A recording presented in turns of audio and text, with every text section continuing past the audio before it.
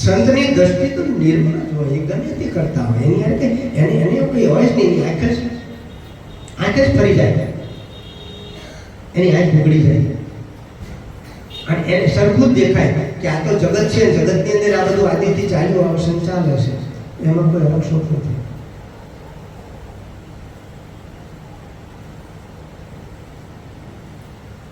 અત્રિ ઋષિના આશ્રમમાં રામ, લક્ષ્મણ અને સીતાજી ગયા તો ત્યાં સીતાજીને કીધું કે નારી ધર્મ શું છે એને તું જાણી લે, જા અનસુયા માતા પાસે જા અને નારી ધર્મ જાણી લે. હું અત્રિ ઋષિ પાસે જઉં છું, મારો મનુષ્ય જન્મ શું છે એને જાણવાનો છે. ત્યાં બીજી વાત ના કરી ને તો વાત ન કર કે પ્રભુ આ 14 વર્ષ વનમાં ઉકા ભાઠા ખાવી છી, ઉગાડા પગે રખડવી છી, આનું કોઈ મુક્તિ કરો, આનું કોઈ મંત્ર આપો, આની કોઈ સમાધિ આપો કે અમે રાજગાદી ઉપર બેસી જઈએ. ના બોલ્યા, એક શબ્દ ના બોલ્યા.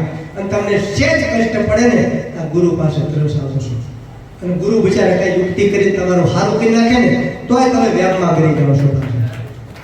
હારું કરી નાખે તો વ્યાપમાં કરી જાઓ છો. સંત બીજું ના જોવે અને એક જ દ્રષ્ટિ હોય. આ દુનિયા સંત કેવા હોય, થોડો આનંદની વચ્ચે કરવી.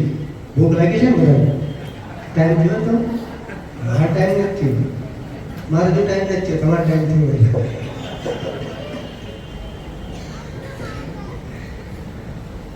એકવાર સંત મહાત્મા તો કહેવાય, સાધુ બાવા, મહાત્મા એમાં ના હોય ને, સાધુ બાવા બનેલા નદી કિનારે ઝૂંપડી બાંધીને બેઠેલા. નદી કિનારે બેઠેલા, મસ્તીનું નદીનો પ્રવાહ જતો હતો અને નદીના પ્રવાહમાં પાછા આવા પ્રભુભાઈ જેવા 2-4 જણા પાસે બેહવા આવે, પાછા ભજન ગાવા માટે આવે તેમને અને હરે હરે કરતા હોય. સમથામતા હરે હરે કરે, બધી ખબર પડતી લાગે મારે યાર, સાચું ખોટું ઘરમાં શીખવાડી દીધું. ઊંચો છોકરા ક્યાં ઊંચો થા, તું ઊંચો થા. એને શેરાને કીધું તું ઊંચો થા, તો ભજન ગાય છે, આપણને ક્યાં ખબર પડે, આપણે પૈસાની જરૂર છે. જો વચ્ચે મને પાછું યાદ આવ્યું, આપણે ભજન સંતવાણીમાં ગોળ કરો છો, તમે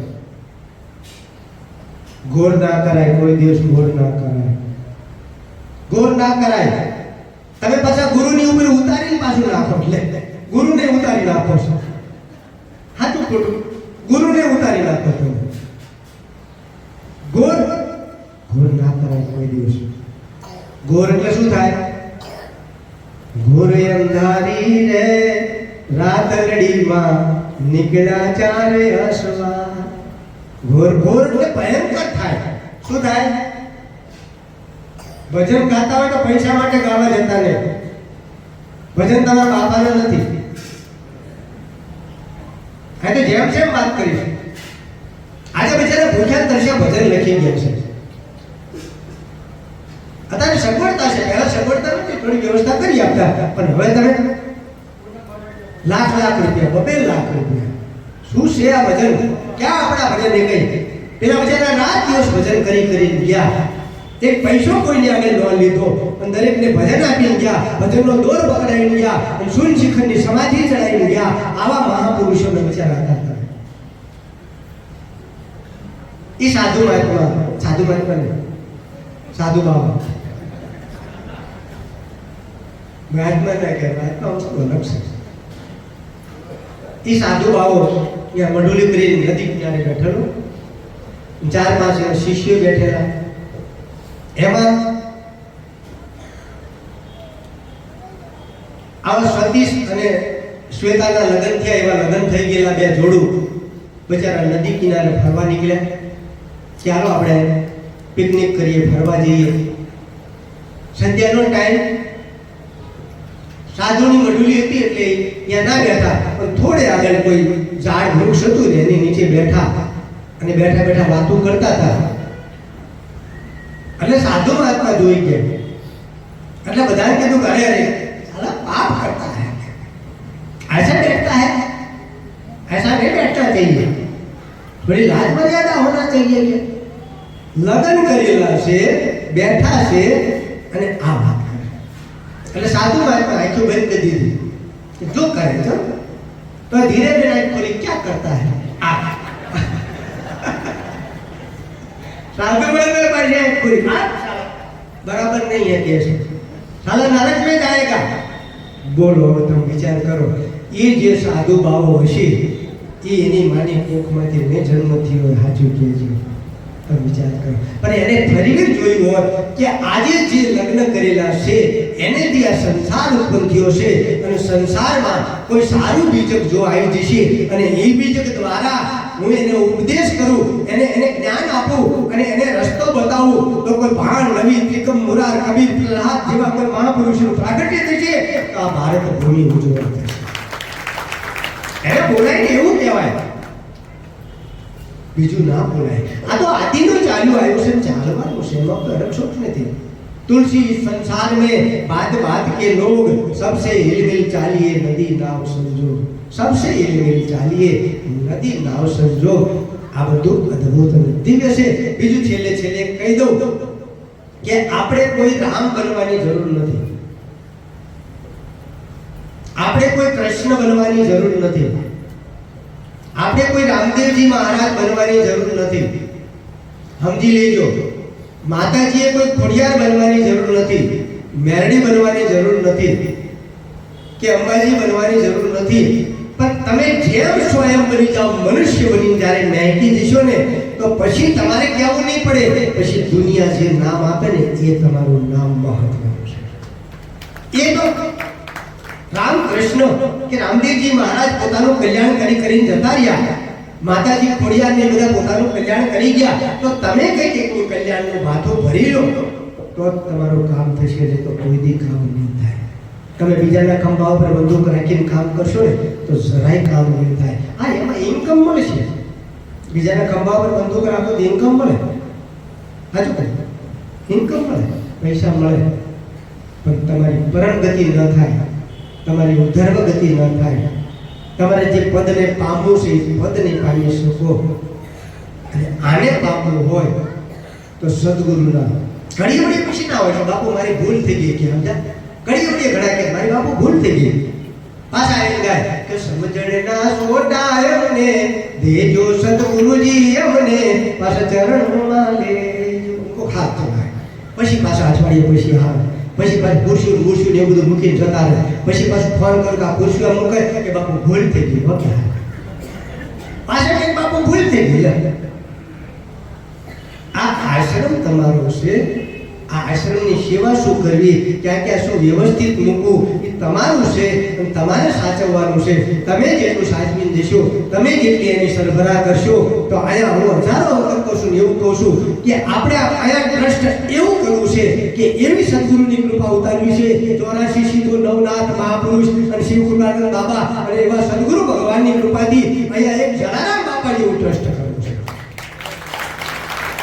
કે આપણે કોઈ તમે એવા પાવરફુલ બની જાઓ શિષ્યો, સમુદાય, સાધકો કે તમારે લાંબો હાથ ના કરવો પડે.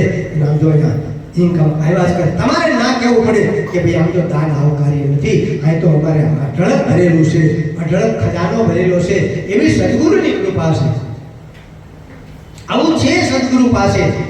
તમે જો તૈયાર થાવ તો નહીં તો નહીં. ભોજા બાપા પાસે જલારામ બાપા તૈયાર થઈ ગયા કે બાપા શું કરું, કે પાછો વળી જા, ક્યાંય જુનાગઢ નથી જવું, તુલસી લઈને જતા હતા. ભોજા બાપા એક જ ખાલી કણબી પટેલમાં થયા આયા. પટેલમાં જો ભગત થયા હોય, સંત મહાપુરુષ થયા હોય તો ભોજા બાપા પટેલમાં, બીજા કોઈ નહીં. અને તાર્યો હોય ને તો એક જલાને તાર્યો. તમે વિચાર કરો, પાછો વળી જા, તુલસી મારા ચરણમાં મૂકી દે. એ ભોજા બાપાના ચરણમાં મૂકી જલો પાછો મૂકી. વિચાર કરો આજે એનું ટ્રસ્ટ કેવું છે. આને આને આને આશ્રમ કહેવાય, અને ગુરુદ્વારો કહેવાય.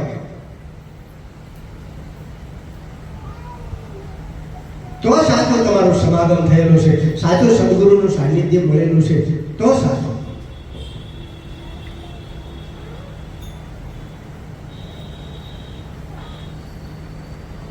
પાંચ મિનિટ સાથે વાત કરીશું. મારી સાથે બોલજો.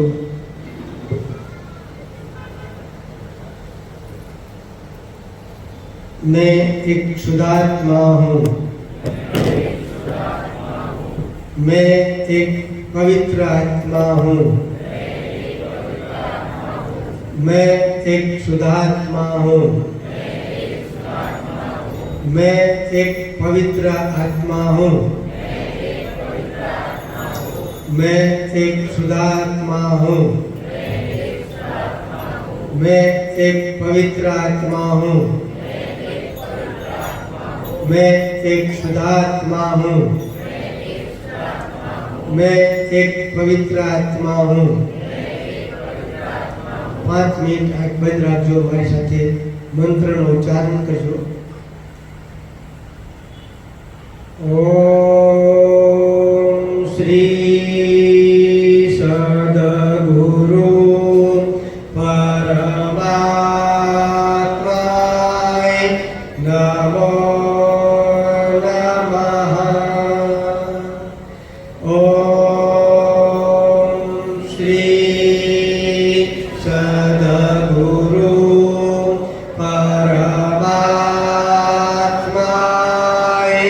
નમો નમઃ. ઓમ શ્રી સદગુરુ પરમાત્માય નમો નમઃ. ઓમ શ્રી સદગુરુ પરમાત્માય નમો નમઃ. ઓમ શ્રી સદગુરુ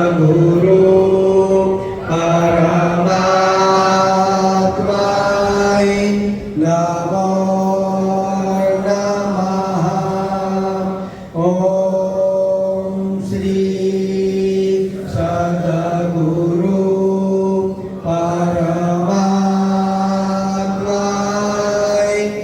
નમો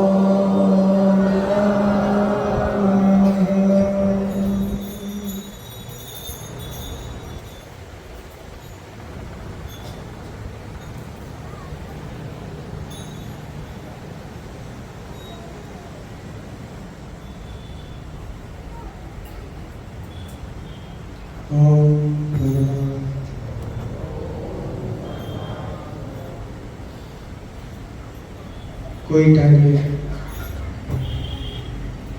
તમારું મન વિચલિત થયું હોય, કદાચ ક્રોધ થઈ ગયો હોય, કોઈ અભિમાન આવી ગયું હોય,